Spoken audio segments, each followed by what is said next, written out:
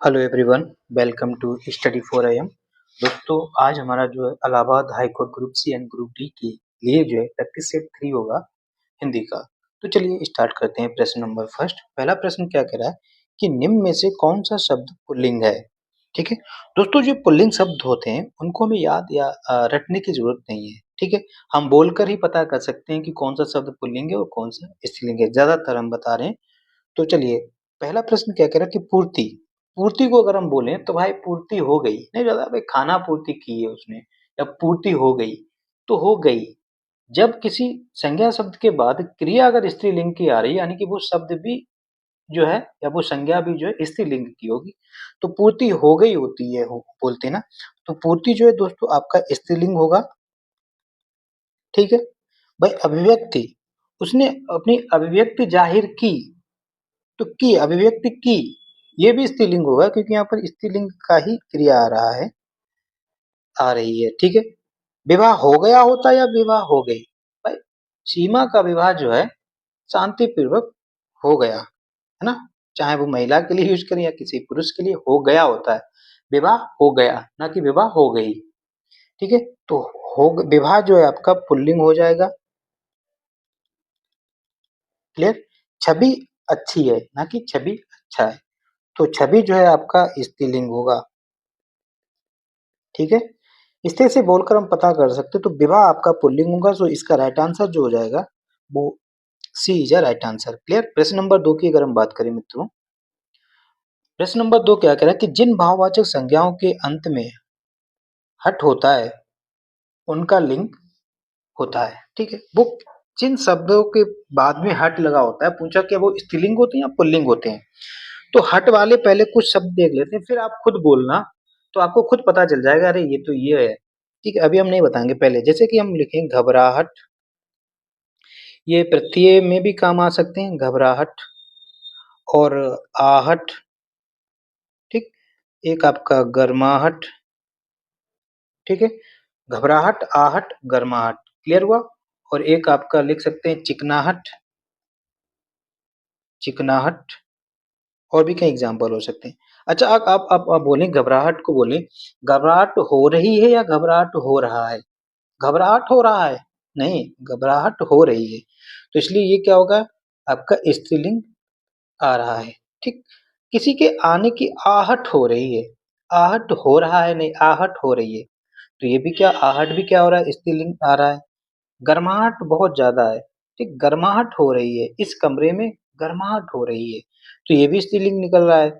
चिकनाहट अच्छी है ना, इस फर्श में चिकनाहट अच्छी है, तो चिकनाहट अच्छी है, ये भी स्त्रीलिंग हो रहा है। यानी कि यहाँ से क्या समझ में आ रहा है कि जिस शब्द में पीछे अगर हट लगा हुआ है, तो वो जो है शब्द क्या होते हैं, स्त्रीलिंग होते हैं। ठीक है, इसके अलावा और याद कर लो, जिस शब्द के अंत में टा लगा हो वो भी स्त्रीलिंग होते हैं। बट लगाओ वो भी होते हैं, जैसे सजावट, बनावट, लिखावट, दिखावट, ये सब क्या है, स्त्रीलिंग है। तो अब इसका आंसर क्या हो जाएगा, अब लोग आसानी से कर सकते हैं आप लोग, क्या स्त्रीलिंग जो है इसका राइट आंसर हो जाएगा। क्लियर हुआ। तो हट वाले क्या होते हैं, स्त्रीलिंग होते हैं। नेक्स्ट क्वेश्चन की हम बात करें, प्रश्न नंबर 3। इनमें से किस शब्द का प्रयोग हमेशा बहुवचन में होता है। अच्छा, ये गड़बड़ हो गया है। देखो, इस प्रश्न के ऑप्शन जो है दोस्तों, आपका ऑप्शन ए है आपका होंठ। ठीक, ऑप्शन बी ले लीजिए पानी, ऑप्शन सी ले लीजिए आपका सूरज, और ऑप्शन डी ले लीजिए अ, होंठ, पानी, सूरज और सोना। ठीक, ये प्रश्न अलग है। इस ये प्रश्न जो था इसमें ये था कि ज्ञात जो है, ज्ञात जो है इनमें से किससे मिलकर बना है ना, किससे बना है। ठीक, किससे बना है, ये प्रश्न अलग है और ये प्रश्न अलग है। ठीक, तो ये पूछ रहा है कि ये जो ऑप्शन है होंठ, पानी, सूरज और सोना है, इनमें से किसका प्रयोग हमेशा जो है बहुवचन में होता है। ठीक, अब देखो, बहुवचन करने के लिए हमें रटना नहीं है। आप जानते हैं कि बहुवचन उन्हीं संज्ञाओं के बनाए जा सकते हैं जो जातिवाचक होती हैं, ये हमने पहले भी बताया था। जातिवाचक संज्ञाओं के बहुवचन बनाए जा सकते हैं। आप जानते हैं कि पानी आपका क्या द्रव्यवाचक, द्रव्यवाचक। और द्रव्यवाचक तो एक वचन में यूज होते हैं, ये हम लोग जान चुके हैं। सूरज, अगर हम आसमान के सूरज की हम बात करें तो वो तो एक ही होता है, वो तो एक में ही होगा। अगर ये किसी व्यक्ति का नाम भी सूरज है तो नाम अगर है तो ये हो जाएगा व्यक्तिवाचक। ठीक। और व्यक्तिवाचक संज्ञाएं भी एक वचन में होती हैं, ये भी आप पता है। सोना भी आपका क्या द्रव्य है, द्रव्य है। ठीक। तो द्रव्य भी एक वाचक होते हैं, अर्थात होंठ क्या हो जाएगा, बहुवचन हो जाएगा। यहाँ ऐसे भी कर सकते हैं। होंठ आपका क्या होता है, जातिवाचक। कि होंठ, भाई होंठ अगर बोलने से आपको ये नहीं पता लगा किसके होंठ। होंठ तो जितने भी प्राणी हैं सबके होंठ एक साथ आ गए, अर्थात ये एक पूरे जाति होंठों का पूरा जिक्र कर दिया ना। तो होंठ जो है हमेशा बहुवचन में भी होता है। ठीक है, जातिवाचक है। क्लियर हुआ? इसका तो आंसर हो जाएगा होंठ। अब ये जो प्रश्न है कि ज्ञा जो है किससे मिलकर बनता है, आप जानते हैं ज्ञा एक संयुक्त व्यंजन है। ठीक, ज्ञा दोस्तों क्या है, संयुक्त व्यंजन। और संयुक्त व्यंजन वर्णमाला में जो है 4 है। कौन कौन से हैं? आपका छा, त्रा, ज्ञा और श्रा। ठीक है। अगर हम दोस्तों छा की बात करें तो ये आपका का और सा से मिलकर बना होता है। त्रा की हम बात करें, ये दोस्तों ता और रा से मिलकर बना होता है। ज्ञा की हम बात करें तो ये जा, बोलने में तो गा आ रहा है बट ये गा नहीं होता, ये होता है जा प्लस वहां से मिलकर बना होता है। और श्रा जो है शा प्लस रा से मिलकर बना होता है। अगर आपको इनको याद करने में दिक्कत होती है तो समझो। देखो छा को इंग्लिश में क्या बनाते हैं, आपको इंग्लिश में तो आता होगा के एस एच, है ना, के एस एच ही बताते हैं। तो के का मतलब क्या है, का, और एस एच का मतलब सा। ठीक ठीक। त्रा में टी और आर आप बनाते हैं ना, टी का मतलब ता और रा का मतलब आर। ज्ञा में आपका जी और बाई होता है ना, तो ये यहाँ पर थोड़ा एरर हो जाता है इसके हिसाब से। श्रा में आप जानते हैं कि एस एच आर, शाह और रा। ठीक है, तो ऐसे भी याद कर सकते हैं। तो इसका जो राइट आंसर हो जाएगा, ज्ञा पूछा तो जा और वहां, ये इंपॉर्टेंट है। Right answer is A B. Clear? प्रश्न नंबर 4 की तरफ बढ़ते हैं। कह रहा है कि इनमें से समूहवाचक संज्ञा कौन सी है। आप जानते हैं कि समूहवाचक संज्ञाएं वो होती हैं ऐसे नाम जिनके सुनकर पूरे ग्रुप का पता, ग्रुप लगे कि अरे ग्रुप में लोग आ रहे हैं। जैसे भीड़, भीड़ में आप एक व्यक्ति को भीड़, भीड़ सुनकर ही आपके मन में ख्याल होगा अरे बहुत सारे लोग हो रहे होंगे। ठीक। मंडल, मंडल में क्या होता है, अरे यार मंडल में आप जानते हैं जिलों में मंडल होते हैं, तो 6 मंडल या जो भी अपने यूपी में 18 मंडल है। तो मंडल का मतलब है कि ग्रुप, अरे पूरा मंडल या मंडली, मंडली लोगों की भी तो मंडली होती है। भाई सभा बैठी हुई है, सभा, सभा का मतलब लोगों का एकदम झुंड। और आप ले लीजिए कक्षा। ठीक है। और गुच्छा किसी चीज का गुच्छा है ना, ये सब क्या है आपके समूहवाचक हैं। तो आपका सेना भी एक होता है। ठीक, सेना का मतलब सेना आ रही है, तो सेना आपका क्या है, समूहवाचक। राम आप जानते हैं कि पुरुषवाचक। हिमालय आपका पर्टिकुलर एक पहाड़ का नाम हिमालय है, तो ये आपका जातिवाचक पुरुषवाचक हो गया। अनाज आपका जातिवाचक हो गया। क्लियर? प्रश्न नंबर 5 की तरफ बढ़ते हैं। अगला प्रश्न कह रहा है कि कोई आ रहा है। ठीक, कोई आ रहा है, कोई किस प्रकार का सर्वनाम है। देखो दोस्तों, सर्वनाम की अगर हम बात करें, हालांकि हम बता चुके बट हम रुकेंगे नहीं, हर बार आपको रिवीजन कराएंगे तब आपको याद हो जाए। सर्वनाम की संख्या 6। कौन कौन सा? आपका एक पुरुषवाचक सर्वनाम,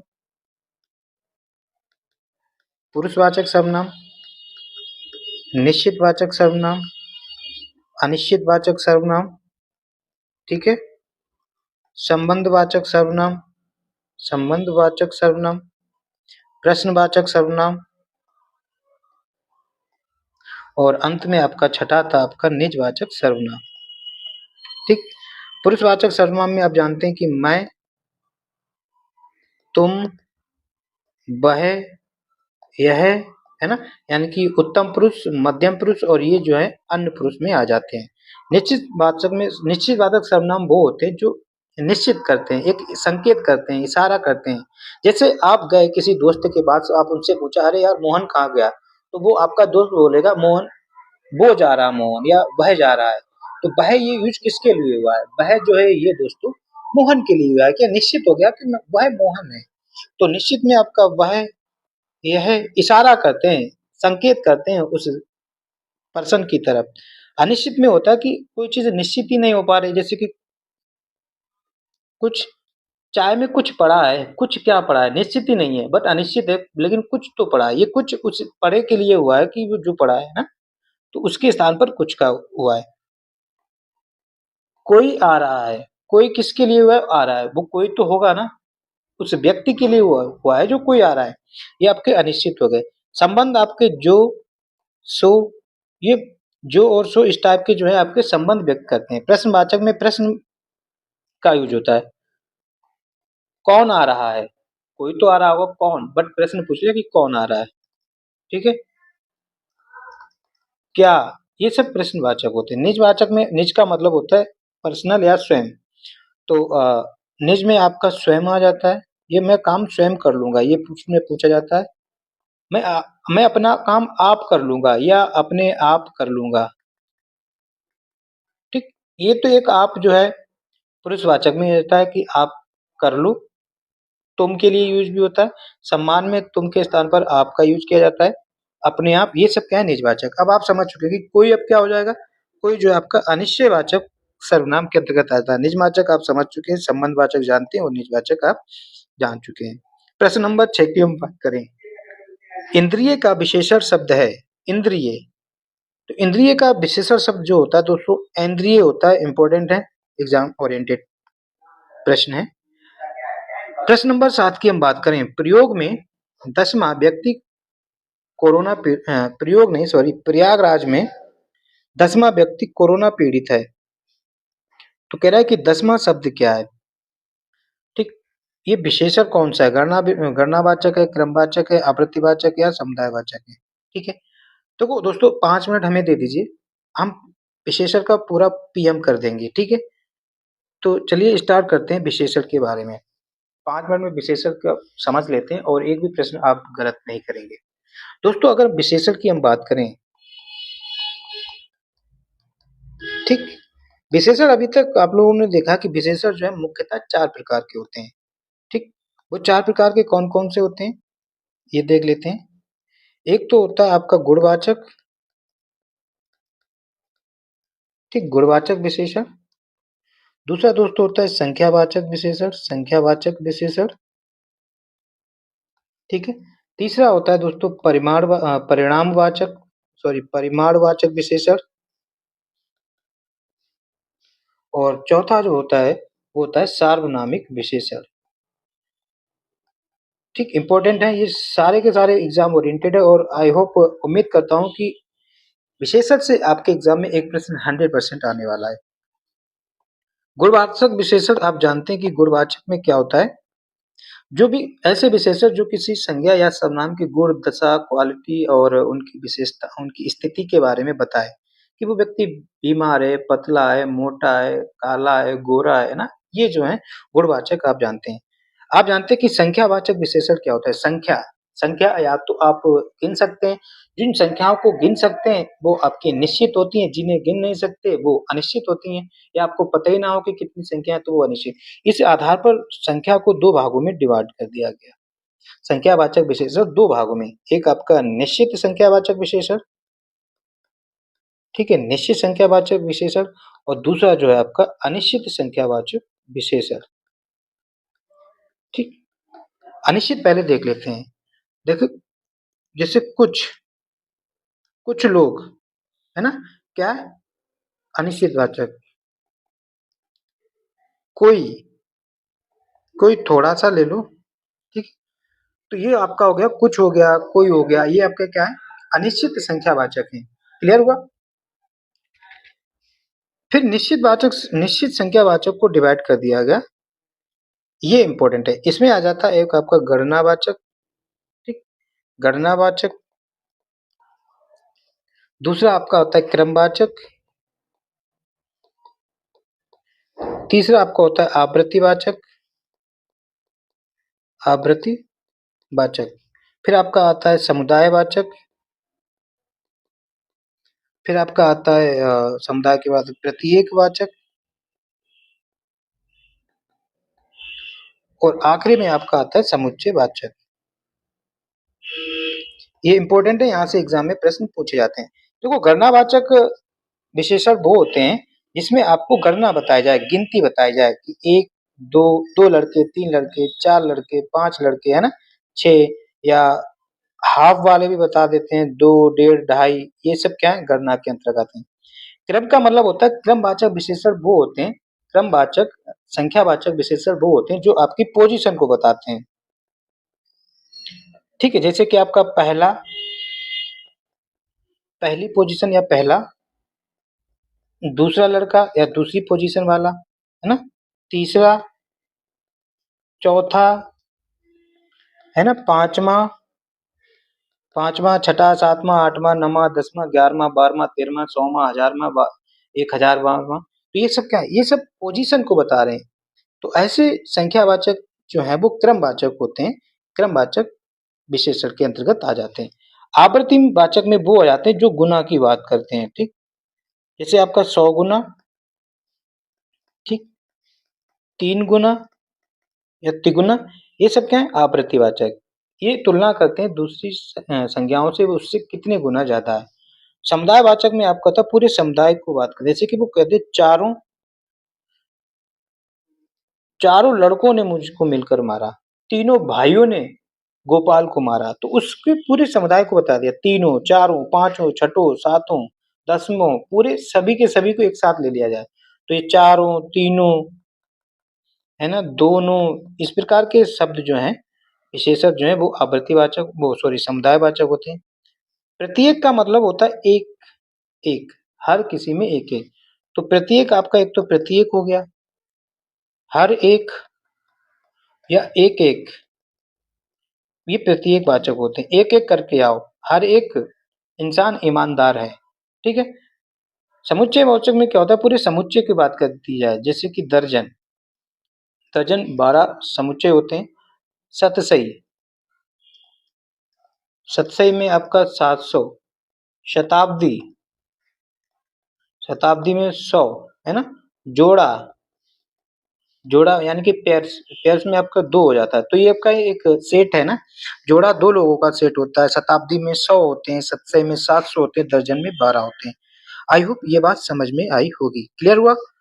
दूसरा हम देखते हैं परिमाणवाचक। परिमाणवाचक वो विशेषण होते हैं जो मात्रा बताते हैं, यानी कि क्वांटिटी बताते हैं, या जिसमें नाप तौल की बात की जाए। ठीक, वो होते हैं। ये भी पुनः दो प्रकार के होते हैं। एक तो होता है आपका निश्चित, जिसमें हम निश्चित कर सकें कि कितनी मात्रा है, जैसे कि 2 kilo, 3 kilo, 100 litre, 10 litre, 5 litre, है ना, निश्चित है। और अनिश्चित में थोड़ा पानी, इतने चीज नहीं, मुट्ठी भर अनाज दिए उसने मुझे, तो वो हो गए आपके अनिश्चित। ठीक, जैसे इसमें लिख लो, इतना, थोड़ा ही तो उसने मुझे दूध दिया था पीने के लिए, मुट्ठी भर ही तो अनाज दिए थे, है ना, या डलिया भर उसने जो है अनाज दे दिया, ये सब क्या है, अनिश्चित है। सार्वनामिक विशेषण दोस्तों पुनः 4 प्रकार के होते हैं। इसमें आपका आ जाता है आपका निश्चित सार्वनामिक विशेषण, दूसरा आपका दोस्तों अनिश्चित सार्वनामिक विशेषण, अनिश्चित सार्वनामिक विशेषण, तीसरा आपका प्रश्नवाचक सार्वनामिक विशेषण, और चौथा आपका दोस्तों संबंधवाचक सार्वनामिक विशेषण। ठीक, अब दोस्तों निश्चित में क्या है कि जब सार्वनामिक विशेषण, नाम से ही आ रहा है सार्वनामिक विशेषण, जब कोई सर्वनाम विशेषण की तरह प्रयोग हो तो वो आपका सार्वनामिक विशेषण होता है। निश्चित आप जानते हैं कि कोई संकेत करे, जैसे कि वह, यह लड़का, वह लड़का, इसमें यह व्यय में और जो सर्वनाम के यह व्यय में अंतर ये है, ये जो है ना किसी संज्ञा की विशेषता बताते हैं। इसके तुरंत बाद एक नाउन होता है, जैसे कि वह लड़का, वह लड़की, यह घर, ये सब क्या है, आपके निश्चित हैं। इसके तुरंत बाद संज्ञा आ रही है। यह किताब अच्छी है, तो यह जो है किताब के लिए यूज हुआ है, तो यह आपका क्या है, निश्चित। अनिश्चित में क्या है कि अ, कोई, कुछ, ये क्या है, अनिश्चित में भाई कोई घर, कुछ किताबें अच्छी होती हैं, कुछ लोग अच्छे होते हैं, तो कुछ लोगों के लिए यूज हुआ है ना, तो ये क्या है, ये अनिश्चित सर्वनामिक विशेषण। प्रश्नवाचक में कौन सा, घर, कौन सा के तुरंत बाद घर आया तो ये आपका प्रश्नवाचक। संबंध में मेरा घर, मेरा दोस्त, मेरी, हमारा स्कूल, तुम्हारा चश्मा, ये सब क्या है, ये संबंधवाचक हैं। तो आप समझ चुके होंगे कि विशेषण में गुणवाचक, संख्यावाचक, परिमाणवाचक और सार्वनामिक विशेषण क्या होते हैं। फिर के इनके अंतर्गत हम लोगों ने जाना। अब आप विशेषण से रिलेटेड प्रश्न कर सकते हैं। क्लियर? तो अब हम देखते हैं प्रश्न क्या है। कह रहा है कि 10वां, 10वां क्या है? क्रमवाचक, पोजीशन बता रहा है ना 10वां। तो इसका आंसर जो हो जाएगा क्रमवाचक इज अ राइट आंसर। सो गणनावाचक आप जान चुके हैं, आवृत्तिवाचक आप जान ही गए हैं और समुदायवाचक आप जानते हैं। क्लियर? प्रश्न नंबर 8 की हम बात करें। कह रहा है कि रमेश की पुस्तक पुरानी है। पुस्तक शब्द है, ठीक? आप जानते हैं कि रमेश की पुस्तक कैसी है? पुरानी। कैसी है? पुरानी है। तो पुरानी आपका क्या हो गया? पुस्तक की विशेषता है कि वो पुरानी है। अर्थात पुस्तक जो है विशेषण शब्द हो गया। और विशेषण जिस शब्द की विशेषता बताते हैं उनको दोस्तों विशेष्य कहते हैं। क्या कहते हैं? विशेष्य कहते हैं। तो विशेष्य क्या हो, तो पुस्तक क्या हो गया आपका? विशेष हो गया। क्लियर? बाकी विशेषण आप जानते हैं, क्रिया विशेषण और सर्वनाम आप जानते हैं। क्रिया विशेषण, विशेषण का एक टाइप और रह गया क्रिया विशेषण। तो क्रिया विशेषण को यहाँ समझ लेते हैं। तो विशेषण से रिलेटेड आपकी सारी प्रॉब्लम खत्म।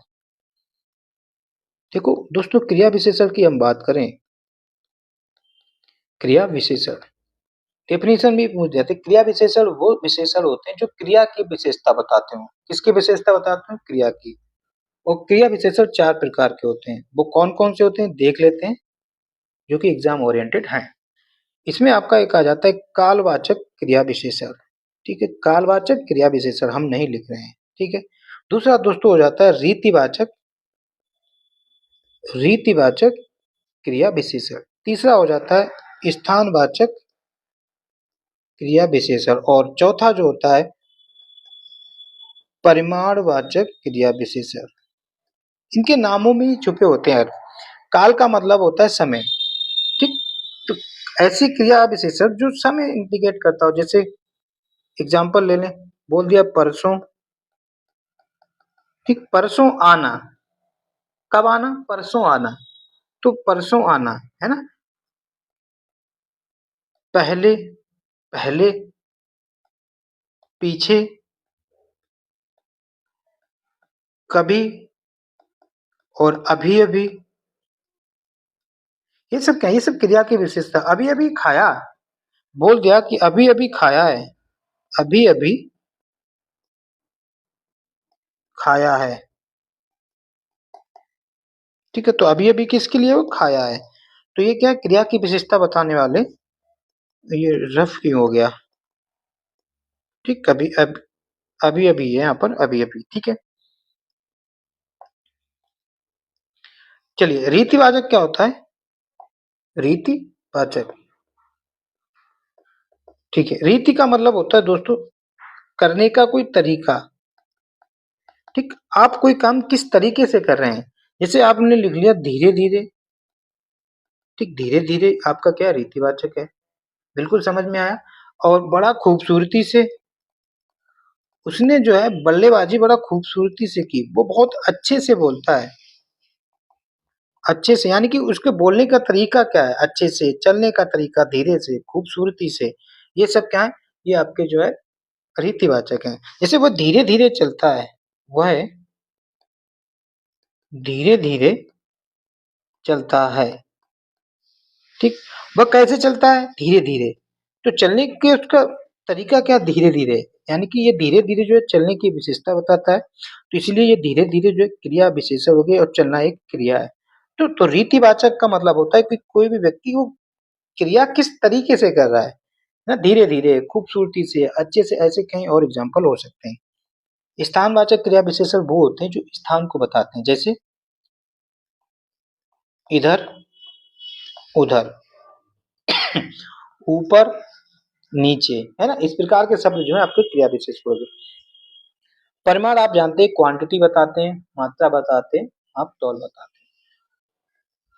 उसने बहुत खाया। बहुत आपका क्या परिमाण है ना। अधिक और कुछ, ये सब क्या है? ये परिमाणवाचक क्रिया विशेषण है।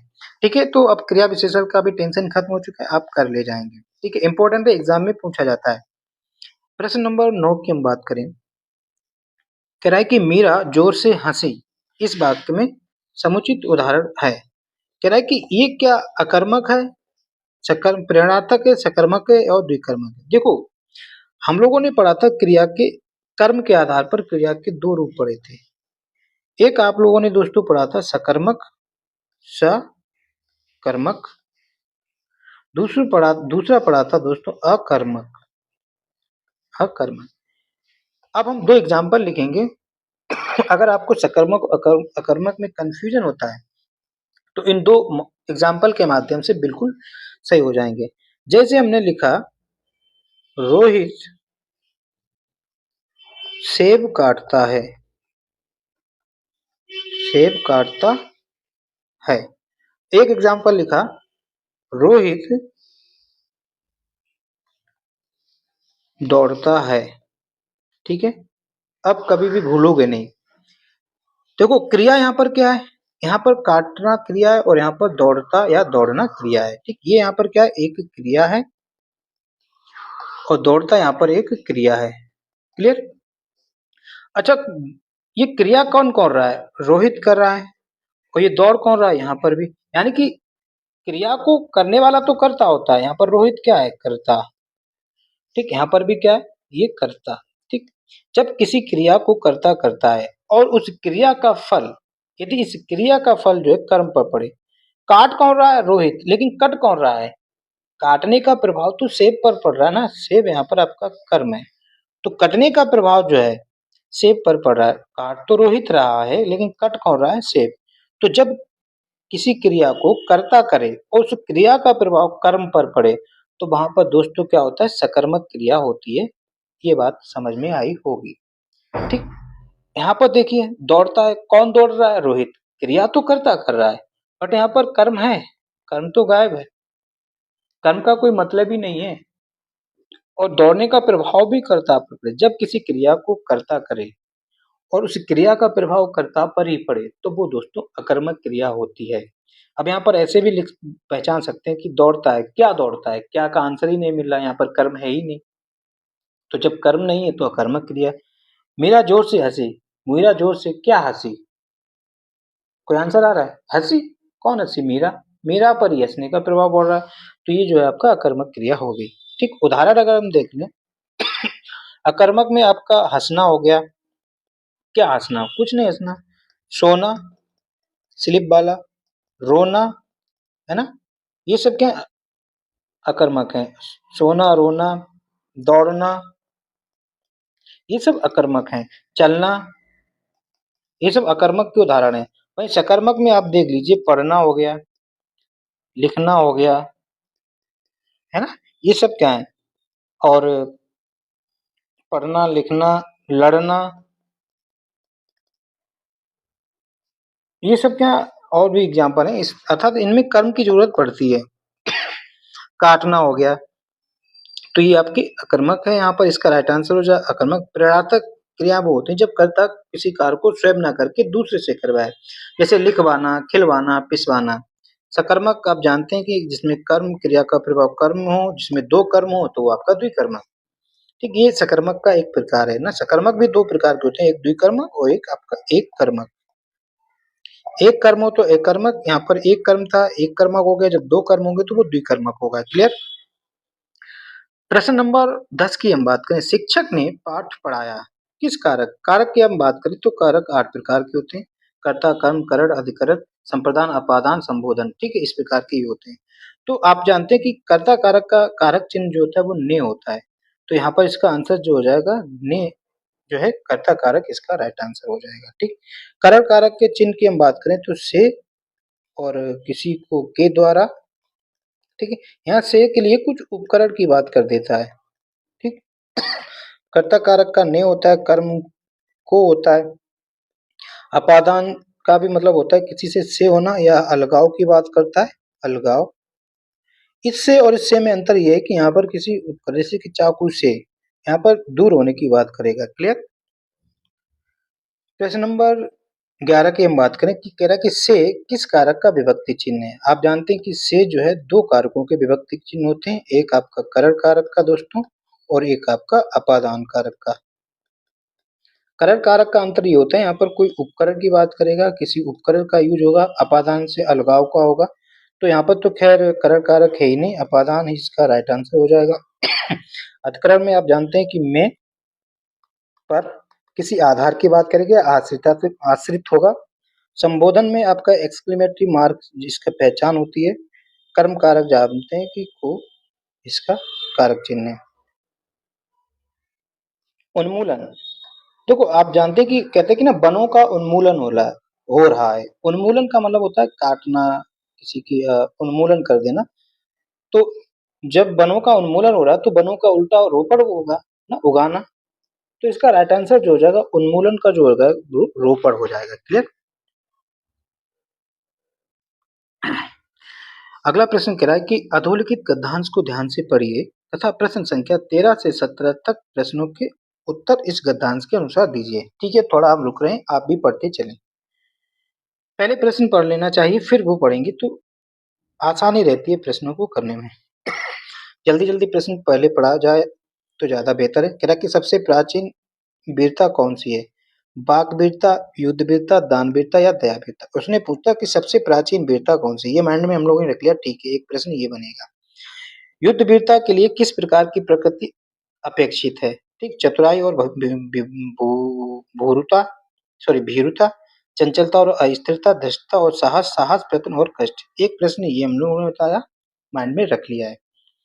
अगला प्रश्न क्या कह रहा है कि उत्कंठापूर्ण आनंद किसके अंतर्गत लिया जाता है? ठीक है, उत्साह के अंतर्गत, युद्ध के अंतर्गत, वीरता के अंतर्गत और दान के अंतर्गत। कोई बात नहीं। जब अगला प्रश्न कह रहा है कि साहित्य मीमांसकों ने वीरता के कौन कौन से भेद किए हैं? ठीक है, एक प्रश्न ये रहा, युद्ध, दानवीर और दयावीर का, कर्मवीर, धर्मवीर, देववासी और सूरवासी। अगला प्रश्न कह रहा है कि उत्साह के भेद किस आधार पर किए गए हैं? उत्साह के आधार पर, दुर्बलता के आधार पर, पीड़ा और आघात के आधार पर, कष्ट या हानि के आधार पर। खांसी हो गई, छुट्टी भी नहीं कर सकते, पेपर नजदीक है।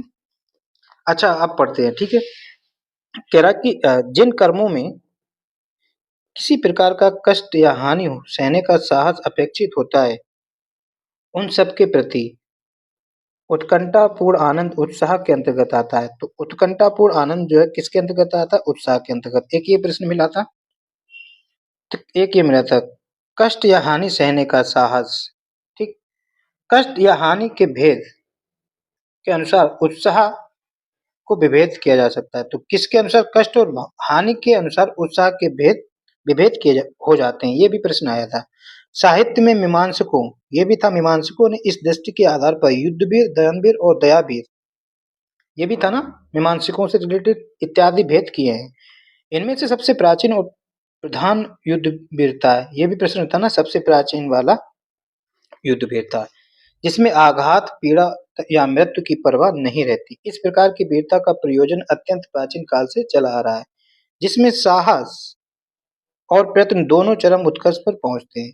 यह केवल कष्ट या पीड़ा सहन करने के साहस में ही उत्साह का स्वरूप स्फुरित नहीं करता, उसके साथ आनंदपूर्ण प्रयत्न, उसकी उत्कंठा का योग चाहिए।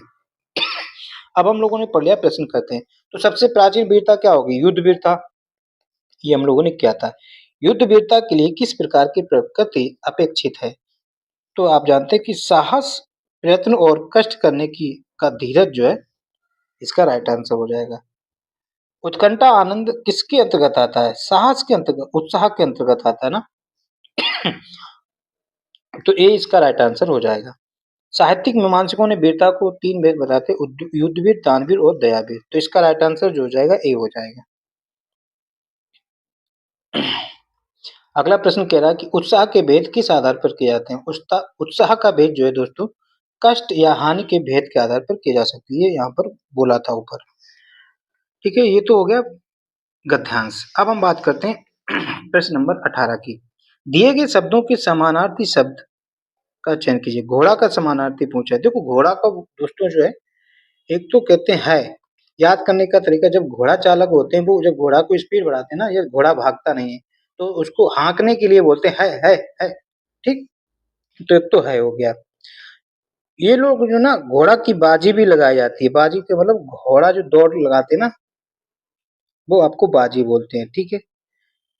घोड़ा जो तरंग की तरह दौड़ता है एकदम तुरंग, इसका हो जाएगा। एक तो आपका घोटक और एक आपका अश्व, ठीक है। ये इंपॉर्टेंट है, पर्यायवाची आ जाते हैं घोड़ा के भी। तो इसका आंसर जो हो जाएगा है इज अ राइट आंसर। प्रश्न नंबर 19 की हम बात करें, कह रहा है कि कागजी घोड़े दौड़ाना। कौन से घोड़े दौड़ाना? कागजी। क्या नकली घोड़े दौड़ाना? कागजी घोड़े तो नकली होते हैं, बट कभी भी जो है मुहावरे में एग्जैक्ट आंसर वैसा नहीं होता है, घुमा कर वो आंसर होता है। मुहावरे का ही मतलब होता है शब्द कुछ और होंगे, अर्थ कुछ और होगा। बहुत परिश्रम करना, व्यर्थ की लिखा पढ़ी करना और जांच पड़ताल करना। तो कागजी घोड़े दौड़ाने का मतलब होता है दोस्तों व्यर्थ की लिखा पढ़ी करना, बेकार के लिखा पढ़ी करना। प्रश्न नंबर 20 कह रहा है कि नील कमल में कौन सा समास है? नील कमल की हम बात करें तो इसको अगर हम विग्रह करें तो ये लिख सकते हैं, नीला है जो कमल, नीला है जो कमल, ठीक। कमल कैसा है? नीला है। तो नीला क्या हो गई? कमल की विशेषता हो गई, यानी कि ये आपका हो गया विशेषण। और जिसकी विशेषता बताते हैं उसे कहते हैं विशेष।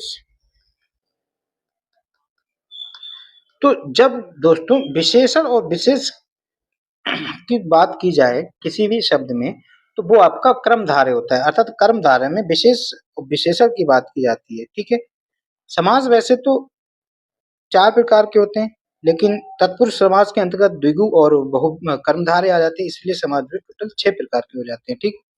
द्विगु समास जानते हैं कि जिसका पहला पद जो है प्रधान हो, अर्थात ये संख्या की बात करता है। अव्ययी भाव का मतलब पहला पद जो अव्ययी हो, जैसे यथाशक्ति, भरपेट, ये क्या बहुब्रीहि समास वो होते हैं कि इसका अर्थ दूसरा देते हैं। पंकज में का मतलब होता है कमल, तो वो आपका बहुब्रीहि हो गया।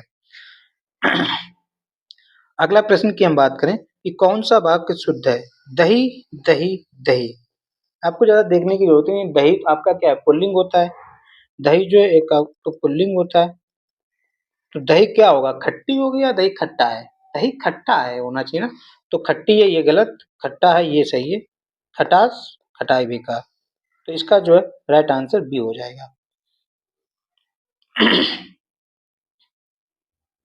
अगला प्रश्न कह रहा है कि मानव मात्र को गीता के महात्म्य से परिचित होना चाहिए, रेखांकित शब्द का शुद्ध करें। अच्छा, जो रेखांकित जो होगा वो महात्म्य होगा, ठीक है। तो महात्म्य जो है ऐसा लिखा जाता है महात्म्य, ठीक। महात्म्य का सही शुद्ध वाक्य ये है। तो देख लीजिए ऑप्शन में, महात्म्य ये नहीं, महात्म्य हाँ ये है। तो इसका राइट आंसर जो हो जाएगा दोस्तों B is right answer. Clear. प्रश्न नंबर 23 की हम बात करें, कह रहा है कि जिस काव्य पंक्ति में प्रयुक्त किसी एक ही शब्द की बात करा, एक से अधिक अर्थ हो, कह रहा है कि शब्द एक हो बट उस पंक्ति में उसके अर्थ एक से अधिक हों, तो इस प्रकार की पंक्ति में अलंकार कौन सा होता है? आप जानते हैं कि श्लेष का मतलब होता है चिपका हुआ, ठीक, चिपका हुआ। जब वो एक शब्द हो उसके कई अर्थ हों तो वहां पर श्लेष अलंकार होता है, अर्थात इसका आंसर जो हो जाएगा श्लेष। जैसे पानी गए ना उबरे मोती मानस चून, ये वाला, रहमन पानी राखे बिन पानी सब सुन, पानी गए ना उबरे मोती मानस चून। एक तो ये हो गया, ये आपका एग्जाम्पल आता है, ये याद रखना, तो आपका श्लेष अलंकार होता है। दूसरा होता है सुमिरन को ढूंढत फिरत कभी व्यभिचारी और चोर, तो उस सुमिरन का मतलब होता है सुमिरन का मतलब होता है, एक होता है उसका मतलब सुमरन ना, सुमरन को ढूंढत फिरत कभी व्यभिचारी और चोर, ठीक है। सुवरन, ठीक। इस सुवरन का मतलब एक होता है अच्छे शब्द, कभी जो है अच्छे शब्द ढूंढने की बात करता है, ढूंढता रहता है। व्यभिचारी जो भोग विलासी महिला प्रेमी, वो एक सुंदर स्त्री को ढूंढने की कोशिश करता है।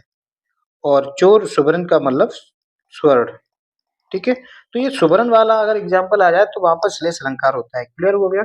रूपा परंपरा से हम आप जानते हैं। नेक्स्ट प्रश्न की हम बात करें 24, करा कि यह कथा उस समय की है जब लंका जाने के लिए भगवान श्री राम ने सेतु देश के समुद्र तट पर शिवलिंग देश किया था।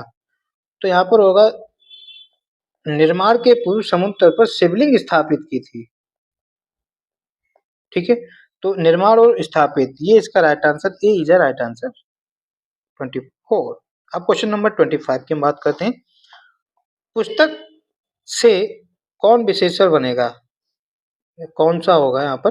पुस्तक से कौन सा विशेषण बनेगा? पुस्तकालय बनेगा, पुस्तकें बनेगा या पुस्तकीय पुस्तकों? तो पुस्तक से जो है दोस्तों पुस्तकीय विशेषण बनेगा। क्लियर?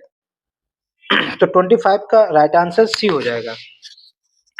आई होप, उम्मीद करते हैं दोस्तों ये हमारे 25 प्रश्नों का सेट था। ये सेशन आपको पसंद आया होगा। यहाँ पर हम लोगों ने जो है कोशिश की आपको समझाने की, डिटेल बताने की। भले ही वीडियो ये 40-42 मिनट का हो जाता है, लेकिन ये आपके लिए एग्जाम ओरिएंटेड है और आपकी कॉन्फिडेंस लेवल को डेवलप करेगा।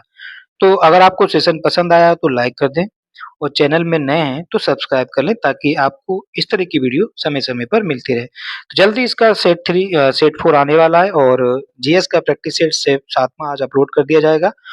और कुछ कमेंट आ रहे थे दोस्तों कि मैथ्स पढ़ाने के लिए इंग्लिश भी, इंग्लिश तो हम नहीं पढ़ा सकते, जो हमारे जिसमें कमांड है वही हम पढ़ा सकते हैं। तो मैथ्स हम पढ़ा सकते हैं अच्छे से, और मैथ हमारा इंटरेस्टिंग सब्जेक्ट भी है। सो आज मैथ की भी एक क्लास आएगी। बस आपसे ये जानना चाहते हैं कि हम प्रैक्टिस सेट कराएं या चैप्टर वाइज कराएं? ठीक है, अगर हम प्रैक्टिस सेट कराएंगे तो एक एक दो दो क्वेश्चन हर टाइप के कराएंगे, और जितने कम समय में वो हो पाएंगे 7-8 चैप्टर, वो एग्जाम ओरिएंटेड होंगे। तो आपका इंतजार करेंगे कमेंट का कि प्रैक्टिस सेट या chapter wise. So thank you दोस्तों, जय हिंद, जय भारत।